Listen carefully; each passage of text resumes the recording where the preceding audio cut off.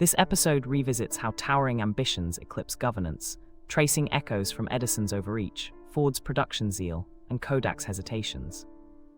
It then probes Enron's opaque incentives and market myopia, revealing how psychological shortcuts and flawed metrics can corrupt strategy. Through economic pressures, leadership fractures, and risk mispricing, the stories illuminate a disciplined path for modern founders. The takeaway blends cautious experimentation with robust governance, emphasizing early warning signals, independent checks, and humane, long-term incentives. By studying these failures, entrepreneurs sharpen strategic minds, balance innovation with accountability, and build resilient enterprises fit for tomorrow.